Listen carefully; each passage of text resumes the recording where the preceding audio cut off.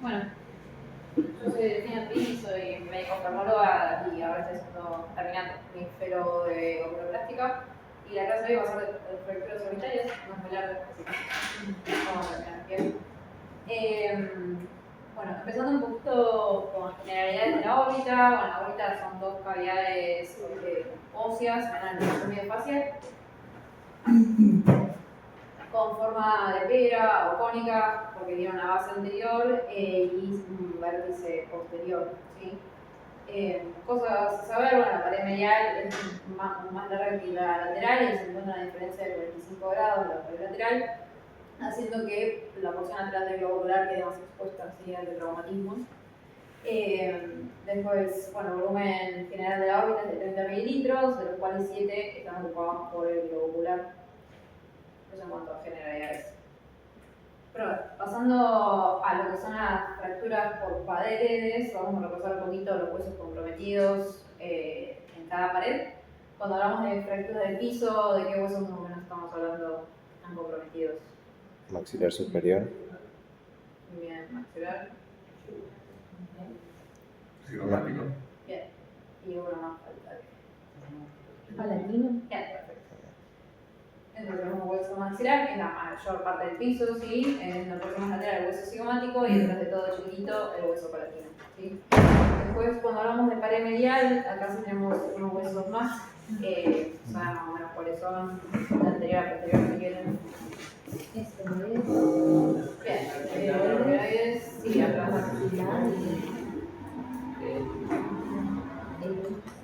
Bien.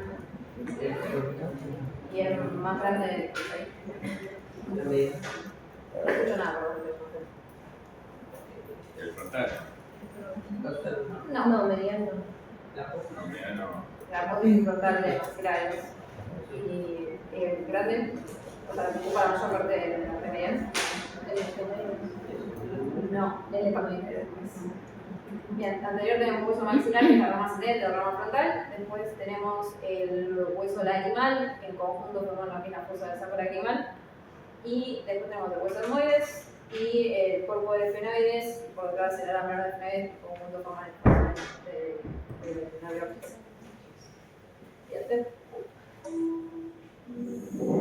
Después fracturas del techo, que es lo que más compromete, o sea, el techo principalmente hueso frontal y hacia posterior el ala menor de efenoides. Y en pared lateral tenemos principalmente ¿cuáles? El cigomático. Cigomático, Cigomático también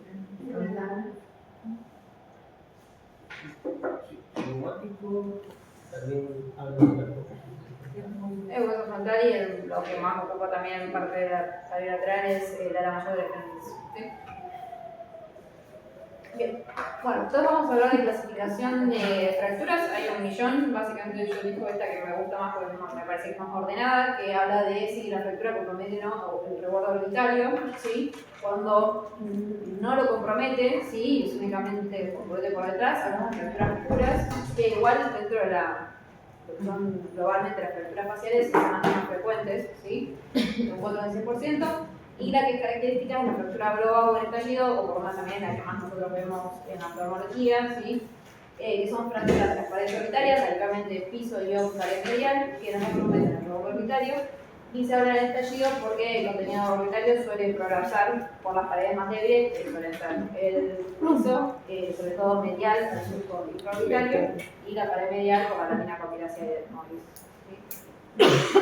Después, del fractura, ¿cómo se producen los mecanismos? Hay un par de teorías, ¿sí? Las más comunes que se citan son el mecanismo hidráulico, que es por el impacto que se da en el globo ocular, generaría un aumento de presión dentro de la cavidad orbitaria, que es una cavidad cerrada. Esta presión, como el contenido orbitario no es distensible, las paredes no son distensibles, sale permeado por la pared más débil.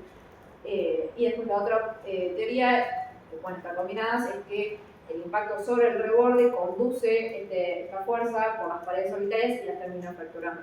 Perdón. Sí. ¿Podrías repetir lo del hidráulico? Disculpa. Es el impacto sobre el globo que genera un aumento de presión dentro de la cavidad orbitaria y como las paredes no son distensibles, o sea, se tienen que fracturar y se termina fracturando y el contenido tiende a prolapsar por esas paredes que se fracturan. ¿Sí? Para el hidráulico suelen ser impactos de baja energía, pero de alta velocidad, o sea, pelotazos, ¿sí? Y tienden a dar fracturas más extensas, sobre todo de piso y pared medial, mientras que los de conducción son más de alta energía, pero baja velocidad, y son para ir fracturas más pequeñas, ¿sí? Y lo más común que se comprometa es la porción anterior del piso. Y obviamente se pueden dar combinados y se vio que cuanto más, cuando se combinan, más daño siempre se ve, ¿sí? Mayor trauma. Y después pasamos a las que son impuras, es decir, aquellas que sí comprometen el rebordo orbitario, suelen ser fracturas mucho más complejas, ¿sí? Son más frecuentes dentro de las fracturas faciales.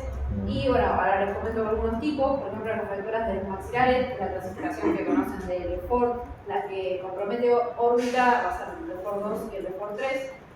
Es decir, que en el Lefort 2 se va a comprometer el maxilar, pero en su porción más anterior, ¿sí? Esas son fracturas más anteriores en la órbita.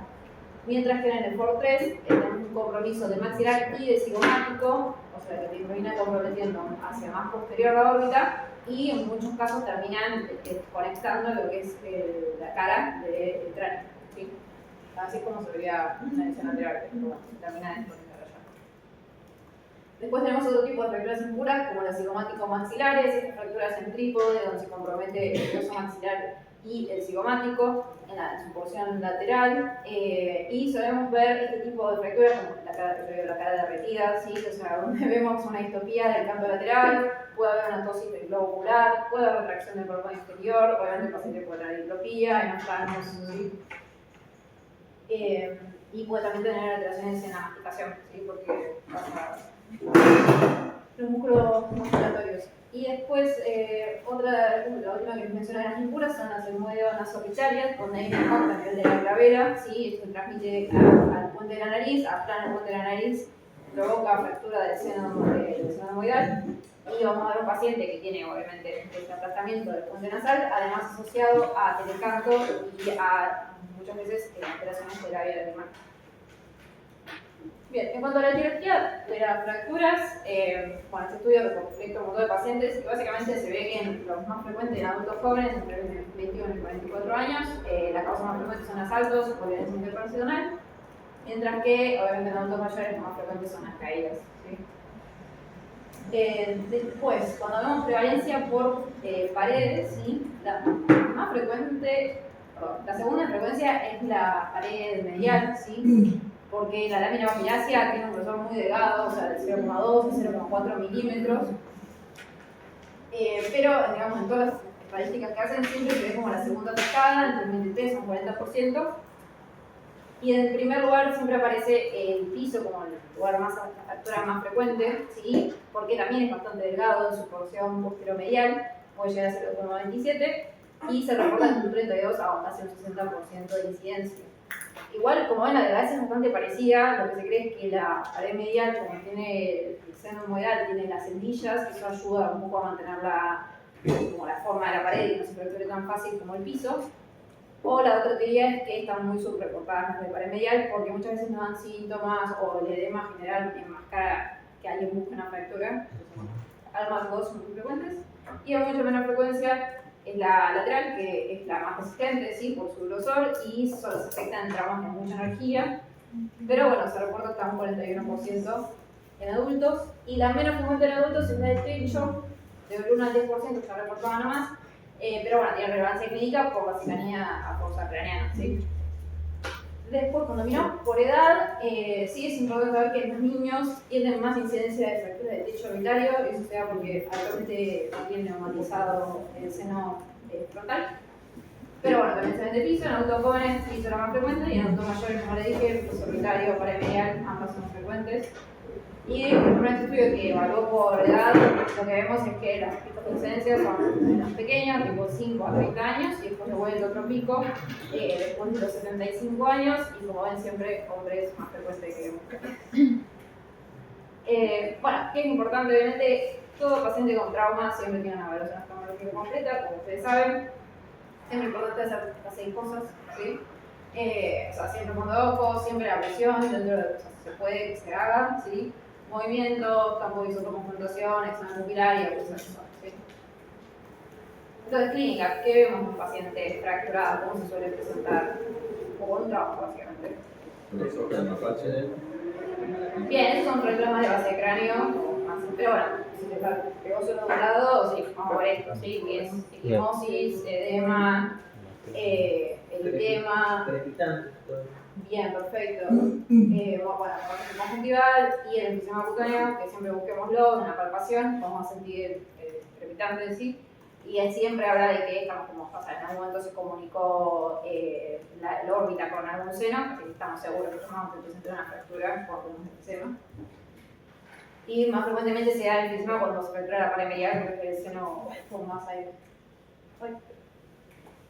Bueno, después lo otro que tenemos que mirar son las alteraciones del globo, que podemos encontrar en el paciente con una fractura. O sea, que tengan una limitación a los movimientos. Sí, eso también, pero en cuanto a la posición del globo. ¿Qué es eso? La posición más normal. Bien, ¿se acuerdan cómo se llama eso? Pero por la fractura del piso cae Bien, bueno. y hace así.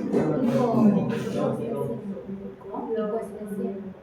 Sí, eso también es un hallazgo, ahora después lo vamos a ver, pero en cuanto a la posición del globo en sí, bueno, ahora vemos el que dijo el doctor, la más frecuente en el oftalmo, sí, que es un desplazamiento posterior del globo, sí, o sea, en el eje horizontal o anteroposterior, donde lo que se considera, o sea, si el oftalmo se considera significativo cuando hay más de 2 milímetros de diferencia entre un ojo y el otro.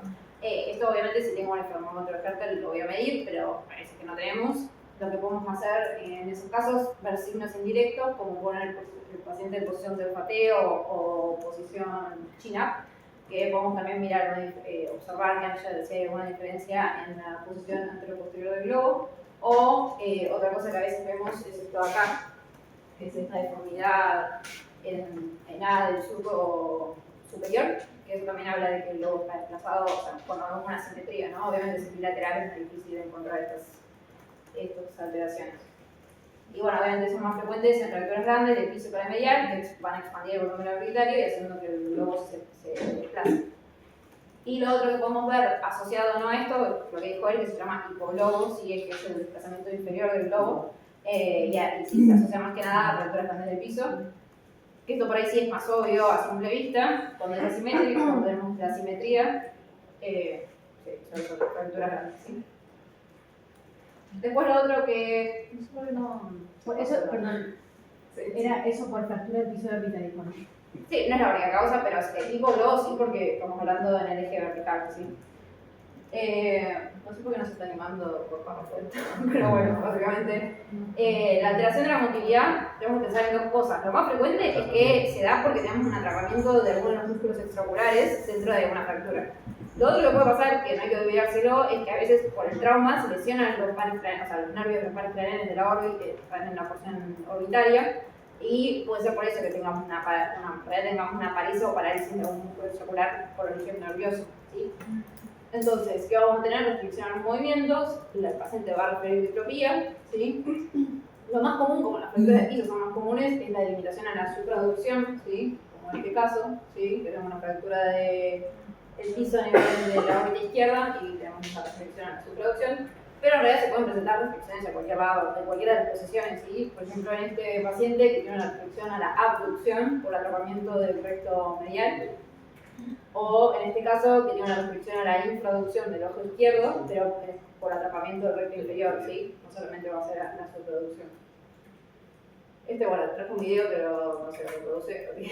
Básicamente, ¿cómo diferenciamos si nos da duda o algo y queremos chequear si la alteración de la motilidad es por restricción o por una parecia en algún nervio? ¿Qué prueba podemos hacer? ¿Qué conocen? Por el iris. ¿Cómo? Para la pupila como. Sí, no sé tanto. Aparte ahí puedes tener una miriasis traumática también, por impacto sobre el globo. Así que la pupila siempre la chequeamos, pero tampoco nos se definen tanto. Y de ahí medio se ve. ¿Te suena? ¿Qué hace el estrabismo? Hace pruebas de reducción forzada. Bien, perfecto. Eso también lo podemos hacer en un paciente despierto, es bastante más difícil, pero bueno, en quirófano es más fácil, eso siempre se chequea en la cirugía de fractura. pero básicamente es estilo proparacaína o la anestesia que tenga tópica, y con una pinza tomo el globo y lo muevo en estas direcciones para ver si siento restricción en alguna de las posiciones. Me habla de que hay un atrapamiento muscular. Si no siento ninguna limitación y el paciente clínicamente tiene restricción, pensar más por ahí en una alteración neurológica, o sea, nerviosa, digamos, de la alteración de un par craneal.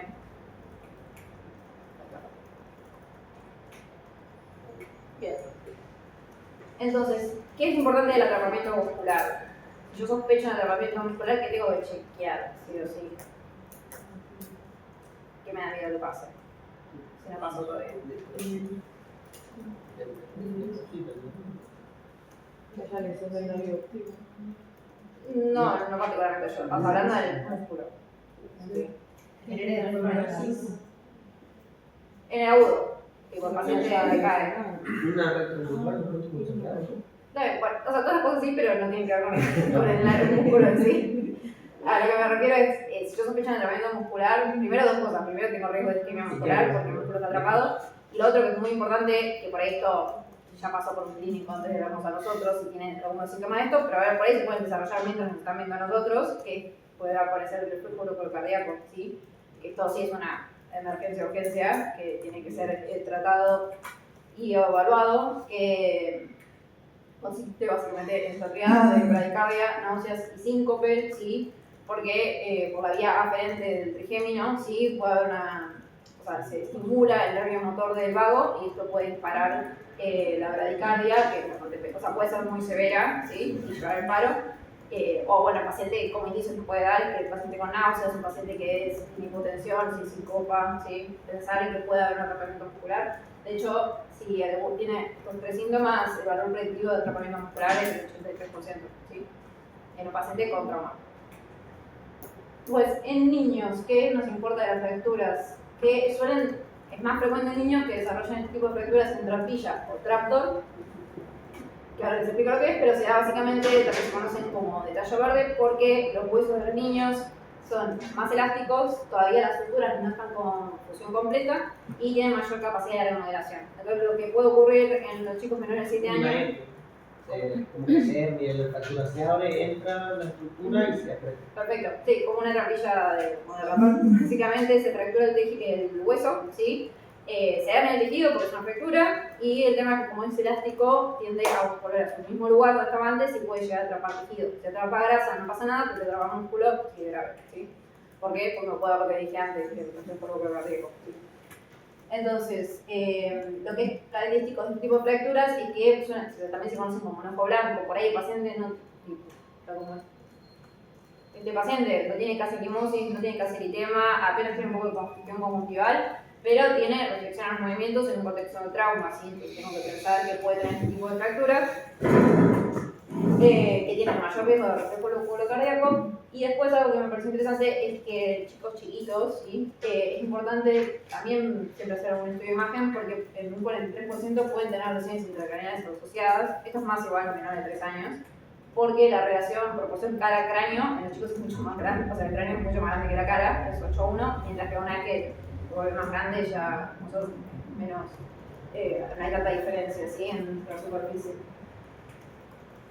La tomografía puede ser útil para detectar este tipo de atrapamientos musculares, pero el diagnóstico de este tipo de fracturas es clínico en realidad, porque hay veces, como les dije, o sea, como el hueso vuelve a su lugar, por ahí el tejido que se remueve es muy chiquito, no se llega a ver, es una tomo, no es una reso, entonces tampoco vamos a ver bien partes blandas.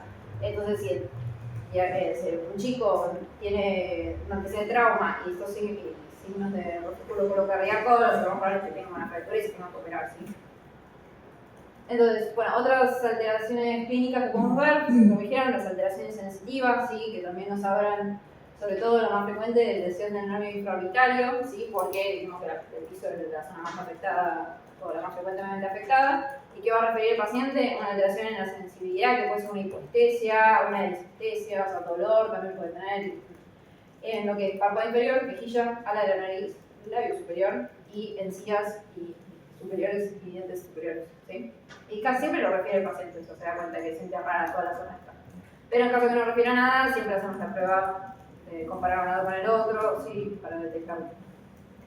Y menos frecuentemente puede tener compromiso, pueden afectar los nervios hemorroidales en pared medial, que el paciente va a referir hipoestesia del puente de la nariz, o si es una fractura más lateral y se comprometen los nervios cigomáticos temporales o cigomático facial, puede tener una hiperestesia o parestesia en la zona de la mejilla lateral. Bien, es siempre importante palpar, sí, porque eso nos va como palpar por el borde para ver si sentimos algún escalón óseo o si el paciente refiere dolor a la palpación en algún lugar en particular, también nos da un poco de indicio de posible fractura. Y otros síntomas menos frecuentes, pero que tenemos que tener en cuenta, bueno, es la epistaxis, la rinorragia, que es bastante más grave, ¿sí? Por compromiso con fracturas extensas, y epífora o dacrocistis recurrentes en pacientes con lesión de vía. Bien, y como dijeron allá, siempre importante esto, ¿sí? Porque muchas veces van a escuchar, o por lo menos me lo he dicho, si está fracturada la órbita, tenés muy pocas chances de tener una hemorragia retrovulvar con compromiso del ojo, porque técnicamente ya no es una cavidad cerrada y no hay riesgo de síndrome compartimental. Pero lo que pasa es que los senos se llenan de sangre también, y no sé, yo tuve varios casos en el último año de hemorragias retrovulvares en pacientes con fracturas extensas de la órbita. Entonces, siempre recuerden revisar esto, ¿sí? ¿Cómo lo vamos a ver? Bueno, esta hemorragia 360 subconjuntival, el paciente, si puede contestarnos, siempre tomar la visión para detectar la disminución de la visión, la proptosis es bastante característica, la alteración pupilar, la restricción de los movimientos, el aumento de la presión, el dolor. La realidad es que no hay un signo que nos ayude a decir si tiene o no tiene, es el conjunto de todo, porque como verán, ninguno se reporta en el 100% de los casos. O sea, esto es un estudio que evaluó varios casos de hemorragias retrovulvares y siempre es como variable la clínica que tenemos. Pero bueno, son signos de alarma y se dice que tenés menos de una hora para mejorar el pronóstico visual del paciente. El tratamiento es la cantotomía de cantolisis y se vio que si se hace en tiempo y forma, el 50% de recuperar la visión, lo cual no es tanto tampoco. ¿Alguno tuvo que hacer la cantotomía de cantolisis? Otro video de esto. Por ahí le sirve, o sea, a mí me hubiese gustado ver un video real, que no sea en contexto de una cirugía de párpados que nada que ver con esto. Vamos a ver esta órbita tensa, ¿sí? Los párpados súper a tensión. Podemos usar una halster, que es una pinza como para comprimir un poco la zona que vamos a cortar, no hace falta, es accesorio. Pero básicamente con la pinza tomamos párpado inferior, por la tijera hacemos la cantotomía, ¿sí? Y después la cantolisis, que es cortando el tendón cantal, y vemos como una vez que logramos finalmente liberar todo el tendón cantal, vamos a ver que el párpado se ve mucho más. Es difícil igual porque es que está muy de tensión, pero una vez que logramos bien liberar, vamos a ver cómo empieza a sangrar y cómo el párpado está viniendo suelto, ¿sí? La sangre no es solamente de la hemorragia retrovulvar, también es de lo que acabamos de cortar, lo auricular. Pero bueno, está bueno como para tener una idea de cómo se hace así. Bien.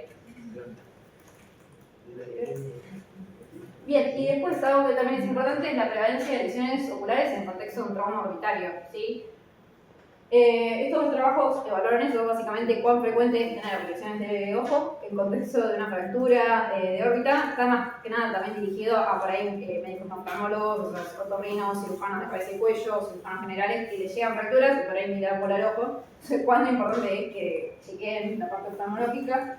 La realidad es que no es tan frecuente las lesiones oftalmológicas como yo pensaba, o sea, la realidad es que entre un 15 y un 20% suelen tener daño ocular en contexto de un trauma orbitario. ¿Y cuál es lo más frecuente que encontramos? Son la conmoción retiniana, ¿sí? Que si ven bastante esto, siempre encontramos una de estas. La hemorragia retrovulvar, la neuropatía óptica o el TEPAR, las abrasiones corneales, el lipema y la hemorragia intrarretiniana, ¿sí? Entonces, por eso siempre usamos la hemorragia completa, ¿sí? Bueno, después pasamos a las imágenes. Puedo ver un saltito, perdón, es que no llego. Gracias. Bien, entonces pasamos a la parte del diagnóstico. ¿Cuál es el estudio que le vamos a pedir al paciente que viene con trauma? Cualquier paciente. Bien, la tomografía. ¿Saben qué aclaraciones habitualmente tenemos que hacerle al radiólogo? Tomografía, computarizar, axial y coronal, Bien, con esos dos con cortes. cortes finos menores a 1.5. Bueno, dicen menores a 2. Sí, pero está bien. Pero claro, sí, es importante siempre aclarar eso. Y cortes. no sé cómo funciona cada hospital diferente y eso, pero bueno, el caso es que nosotros todo sistema digital, hermoso, pero si no le pedís corte fino, muchas veces no te lo suben y suben cortes gruesos. Así que es importante eso. Y la resolución coronaria y axial son las que más necesitamos para evaluar fracturas. ¿Sí? Pero bueno, todas son necesarias. Y acá está otra pregunta. En caso de que nada, me viene un paciente con un trauma, con pelotazo, ¿cuándo le pido una toma? Si tienen toma disponible, bueno, yo en el hospital le pido a todo, pero no creo que todos los hospitales sean así, o no sean todos polivalentes donde tengan un tomógrafo, entonces me parece interesante buscar la incidencia. Y en estos dos estudios, básicamente en el caso del trauma de TEC, ¿sí? O sea, del trauma del encefalocraniano, el 19% tenían fracturas orbitarias y en caso del trauma ocular el 50%, o sea, la mitad, ¿sí? Entonces, ¿la pido siempre? No necesariamente, pero el examen clínico lo que te va a guiar a si la pedís o no la pedís, que vieron estos síntomas como valores predictivos. O sea, si tenés diplopía, limitación de la motilidad, hipostesia del nervio orbitario, algún escalón óseo palpable, 100% valor predictivo para tener una fractura. Si ya tenés hematoma palpebral, común también, bueno, ahí en un 60% tiene fracturas, así que tampoco estaría mal pedirle una, ¿sí? Si tenés un paciente que le van a hacer un protocolo de TEC, o sea, le van a mirar como, siempre que se pueda, hablar para que le pidan también una toma de órbita con informe después de la órbita y te muestren los cortes, ¿sí? Y el paciente completamente asintomático, para todo lo que les dije antes, solo el 3% presentaba fracturas orbitarias, y bueno, sigue quedando un criterio de cada uno, pero me parece interesante eso. Y ahora pasamos a lo que es lo que vemos en cada corte, ¿sí? O que nos puede ayudar más un corte que otro. En la tomo, que básicamente, por ejemplo, en los cortes coronales, podemos ver esto que son. Me quedé diciendo. Estaba acá arriba. Es lo mismo, solo cambiaba una cosita más. Para el flechito.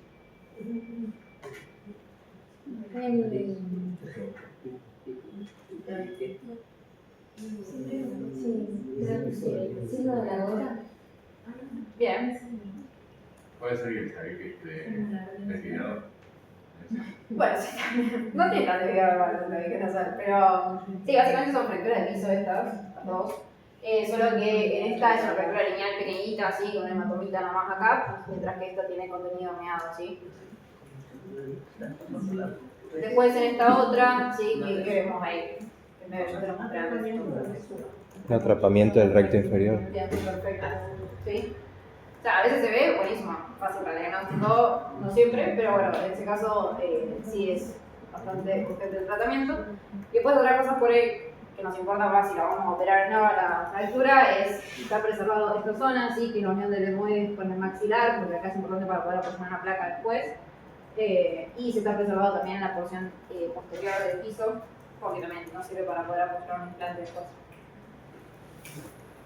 Después, acá que se ve, que también lo podemos ver clínicamente, pero en la fractura. ¿Enfisema? Perfecto.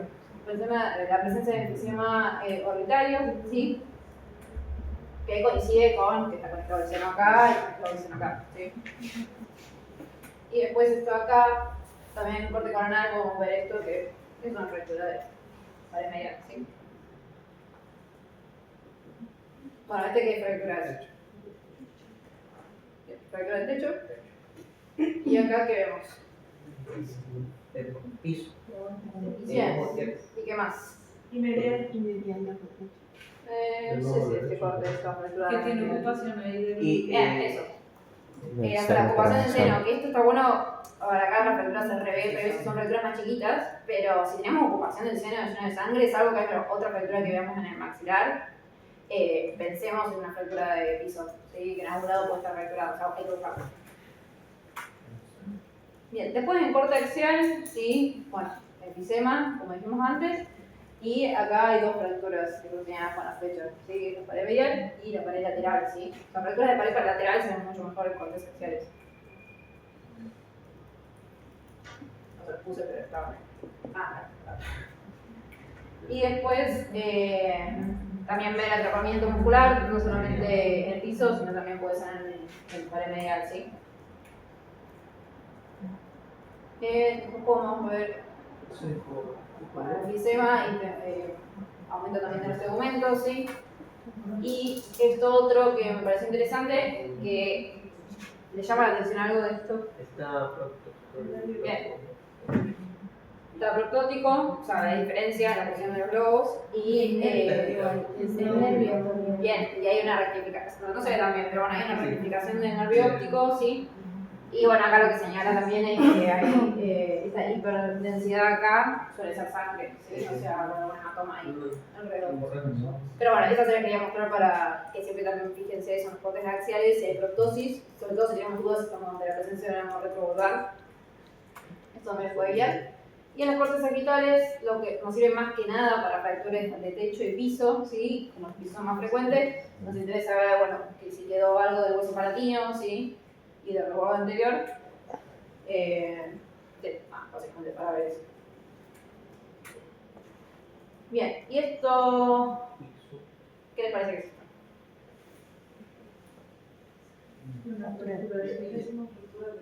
Bien, Colección de marcos. bien, fractura de piso y seguro, está todo lleno de seno. Ahí hay atrapamiento muscular.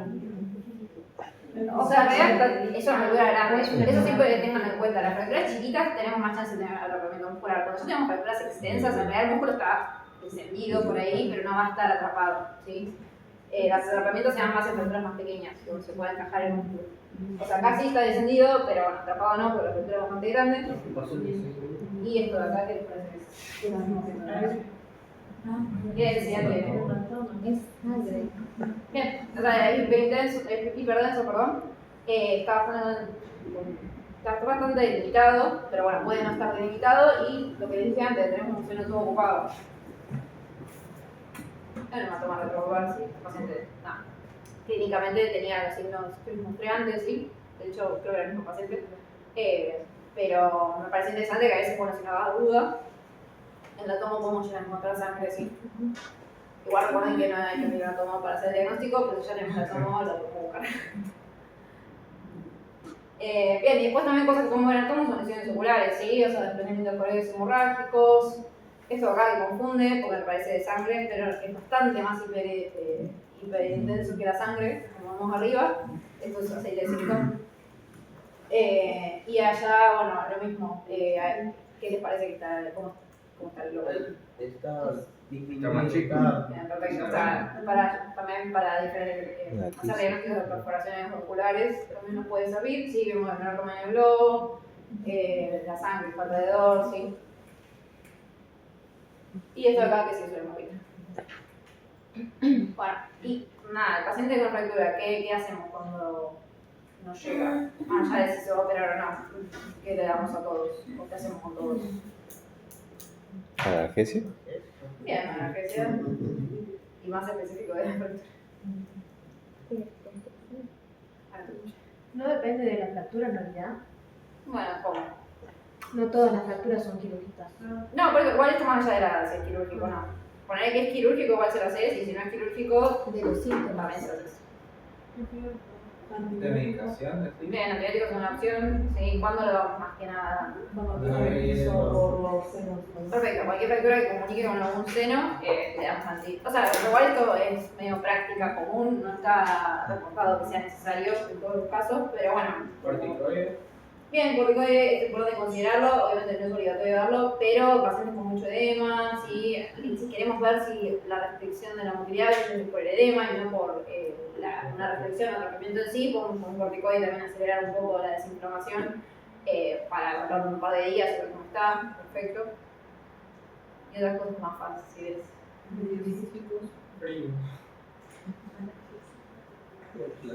Bueno, que no se suele dar eso. Ah, O sea, eso parece boludez, pero o sea, hay que decirles porque dos cosas. Primero, el enfisema, si tenían, lo triplica y en casos donde si aumenta mucho el aire en la cavidad oral, te puede reducir un compartimental. Es importante también que no se suene en la nariz y además porque es molesto tener todo inflado el párpado. Bueno, compresas de frío, siempre para la inflamación, indicarlo. Que duerman con algunas almohadas, elevación de la cabecera para bajar un poco los edemas, ¿sí? Siempre es importante esto, que chequeemos que haya buena oclusión palpebral, ¿sí? Porque, bueno, en las fracturas puede haber también alteraciones de los párpados, laceraciones, lo que fuera, chequear eso. Los antibióticos, como dijimos. habitualmente para comunicación de senos con amoxiclavo, 1 gramo cada 2 o 5 días, si no tiene ningún signo de infección, estamos bien. Y los corticoides. Bien, después lo que es indicaciones de cirugía. ¿Cuáles conocen? ¿En qué tiempo se tienen que operar algunas fracturas? Si tienen idea de algo. Una que les mencioné muy seguido, varias veces. Bien, el atrapamiento muscular es una indicación de que el paciente se va a operar, ¿sí? Variaron bastante, las indicaciones por ahí es muy específico todo esto que les traje, pero si les interesa, yo se los dejo. Que estas son las clásicas, las que van a leer en todos los libros o que por ahí les dan en la residencia, ¿sí? Que es básicamente que de forma inmediata, entiéndase como uno quiere inmediato, hay que operar diplopías con atrapamiento muscular o reflejos cardíacos y fracturas en ojo blanco, que son las que les dije de los niños. O si el oftalmo y hipoglobo da una simetría muy severa, también podemos considerarlo para operar antes. Después, dentro de las 2 semanas, son diplopías sintomáticas, ¿sí? Por ahí hay algo de restricción, pero no necesariamente atrapamiento muscular. Fracturas grandes de más del 50% del piso, o más del 15 veces el volumen de la órbita, bueno, difícil de determinar. Y los que voy a dejar en observación van a ser aquellos que tengan poca diplopía, o por lo menos no la tengan en posición primaria, o sea que no la afecte en su vida diaria, que tengan motilidad conservada, o que no tengan ni en oftalmos ni en el globo. O sea, una fractura básicamente que la encontré en la tomografía. Pero hoy en día por ahí se revisó un poquito esto y hay algunos que dicen que si intervenís después de los 14 días tenés 3 veces más riesgo de tener diplopía en el postoperatorio. Después otros trabajos que ven que dicen que bueno, si dentro de los 9 días del trauma no manifestó algo de clínica, lo más probable es que siga bien, o sea que ya está. ¿Sí? Pero bueno, y otra cosa importante es que muchas diplopías agudas se ven en urgencias, después resuelven en un 70%. Solo, sin tratamiento quirúrgico. Después hay otros que proponen que las fracturas en blowout, si las observas 6 a 8 semanas, vas a ver que bueno, el edema va a bajar, la hemorragia va a resolver, entonces muchas veces resuelve la diplopía. En casos que persista el enostamos a la diplopía, si la operás más tarde, no hay tanta diferencia en los resultados. Y en pacientes que se observaron, vieron que la diplopía hasta 6 meses puede tardar en resolver, pero que después resuelve. Igual ese es un artículo más de opinión. Y después este otro donde vieron que la cirugía que se hacía antes de las 2 semanas versus cirugía tardía tenía más probabilidades de recuperación completa, menos incidencia de diplopía y menos enostamos. Y si no, pueden usar este último que es un trabajo que se publicó el año pasado, donde incluyó 153 pacientes y idearon este algoritmo que dice básicamente que si tenés atrapamiento muscular, lo tenés que operar dentro de los 2 días que siguen, porque si no tenés más riesgo de tener diplopía postoperatoria. Y si no tenés atrapamiento muscular, nada, te fijas cuánto es la fractura. Si es un defecto casi total de la pared, lo tenés que operar dentro de la próxima semana. Pero si no, lo puedes observar hasta 4 semanas y ahí decidís qué haces. ¿Sí? ¿Por qué? Porque si vos retrasás en caso de atrapamiento, va a producir fibrosis y eso sí puede ser irreversible. Y los efectos totales, la grasa por ahí se atrofia y también te altera después la remodelación en la cirugía. Bueno, esto es demasiado, pero bueno. Causas predictores de diplopía en el postoperatorio, bueno, que tenga limitación a la movilidad en el preoperatorio, que tengan oftalmos, fracturas combinadas de piso y paramedial, o que sean fracturas de menos de 2 centímetros cúbicos, o un desplazamiento del globo de más de 3 milímetros. Bien, ¿y qué evaluamos en un paciente antes de operarlo? Bueno, siempre tener la medición del exoptermómetro, la medición del hipoglobo, registrar los movimientos, la sensibilidad del nervio infrarretario, tener la tomografía, sí o sí, y obviamente, bueno, signos vitales para descartar el reflejo cardíaco y siempre descartando daño en globo ocular. ¿Sí? Entonces, el objetivo de la cirugía, o sea, no vamos a ahondar tanto en la cirugía en sí, después tenemos un video para que vean qué tipo de cirugía podemos hacer, pero básicamente el objetivo que yo tengo en la cirugía de fracturas es liberar el tejido atrapado, si lo tengo atrapado, o desplazado, o dañado, y devolverle a la órbita el volumen normal para que el globo vuelva a tener la posición que corresponde y que los músculos, en caso de alteraciones de la motilidad, vuelvan a su lugar. ¿Sí? Tengo una fractura de piso, en el esquema yo lo que hago es levantar todo el contenido horneado, le pongo una placa o un implante y hago que la órbita vuelva a tener su volumen original. ¿Sí? Como en este caso, preoperatorio de TAC y después ven con el implante como se asemeja a la órbita contralateral. ¿Sí? Entonces, lo que es implantes para reconstrucción, La función que tienen es, bueno, restaurar el volumen, como os dije recién, los contornos y la función después de un trauma orbitario, de reacciones tumorales, deformidades congénitas, se usa para varias cosas. Hay un montón de materiales, sí. Los más antiguos eran el uso de hueso autólogo, es decir, sacaban hueso de cráneo, de la bóveda craneana, de maxilar, de la cresta ilíaca y lo ponían en la órbita o bueno, en la cara, lo que se quisiera reparar. Lo bueno era que era bastante biocompatible, lo malo es que necesitas un sitio donante más para una segunda cirugía en ese momento y tiene potencial de reabsorberse, ¿sí? Después, los que se usan más hoy en día son implantes sintéticos no reabsorbibles, ¿sí? Los más frecuentes son estos dos, que son las mallas de titanio y el Medcore, que es lo mismo de la bolilla de la habitación. La malla de titanio es bastante fuerte, es maleable pero bastante rígida, por ende es bueno para defectos grandes, ¿sí? Donde necesito contener mucho contenido orbitario. Y se puede ver en tomografías porque es radiopaca. Las de Medcore son un poco más maleables, son porosas, tienen baja tasa de complicaciones, permiten el crecimiento del tejido fibroso en su interior. Lo malo es que bueno, no se pueden seguir por tomografía y no sirve para fracturas muy grandes porque es bastante maleable, ¿sí? No tiene tanta rigidez. Y después, no reabsorbibles, de menos uso acá en Argentina, son los de nylon y los de PIC. Pero bueno, hay un montón de materiales, ¿sí? De silicona, teflón, cerámica. Y las mucho menos usadas son las reabsorbibles, porque no tendría tanto sentido en caso de fractura. Pero bueno, ahí.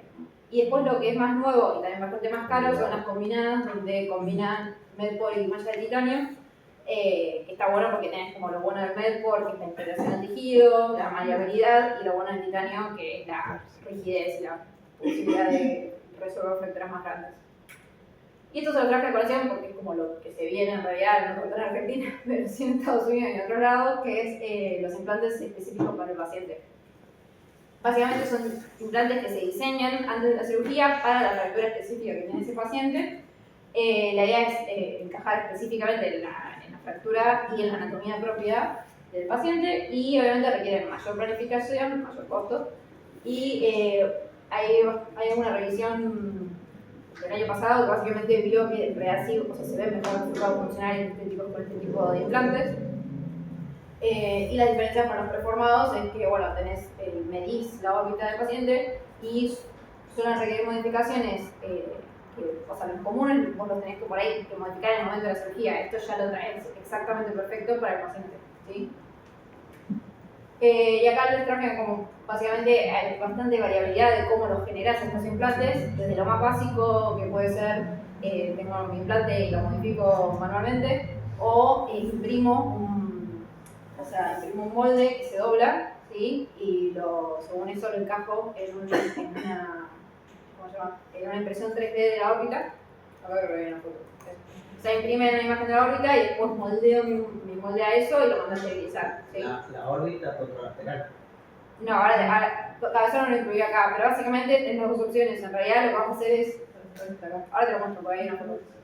Y después lo otro más avanzado, que eso sí acá no lo he visto todavía, es que diseñes el implante en software, ¿sí? Y después imprimís eso que diseñaste. Hay un software que tienen directamente ya plantillas de implantes que vos podés ir moldeando en la TC de tu paciente, o otro que directamente, o sea, a partir de un modelo 3D que te sirve de guía y le pones la forma al implante, ¿sí? Que se vería como algo así. O sea, por ejemplo, acá necesito un implante más grande, más chiquito, perdón, acá otro más grande, y después eso lo mando a imprimir directamente en el material que yo quiero, ¿sí? Eso es como lo más avanzado. Y acá el ejemplo traigo que hicimos en el hospital, que se hizo con lo que les mostré primero, que es básicamente imprimir por un lado la órbita fracturada, que no sé si llega a ver, pero es como que está más hundido acá, como estaba la fractura. Y esto es lo que se llama mirroring, que es hacer un espejo de la órbita sana, que está del otro lado, con las características de este lado. Básicamente así. Y vos podés moldear tu implante, en este caso la malla de titanio. ¿Y cuánto tiempo de anterioridad tenés que...? Y, bueno, depende de qué tipo de hay una parte de neuronavegación que se encarga de otra parte del hospital y tienes que coordinar con ellos. Sí, por lo menos, o sea, el tiempo que te dé suficiente para que te impriman esto, para que le hagas una toma después. Eso. Y Eso lo mandas al fin y al cabo, No, esto no es para urgencias, o sea, Algo es más. para algo programado. Sí. Sí, sí. Por ejemplo, la que hicimos nosotros fue eso, o sea, lo moldeamos a la órbita fracturada, más o menos lo puedes chequear con la órbita en espejo que te imprimieron. Después esta parte es porque después en la cirugía usamos un neuronavegador que te va mostrando la posición donde vos estás en la imagen y donde vas a poner el implante. Eso no se lo traje, pero bueno.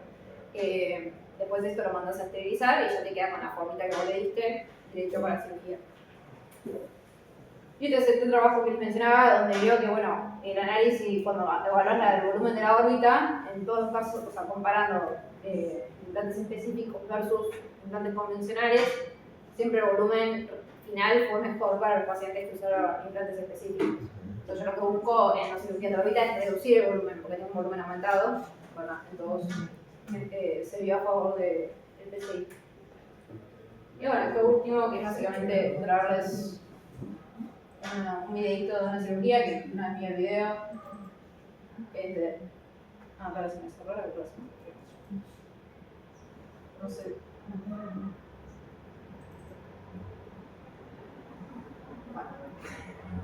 Nada, creo que...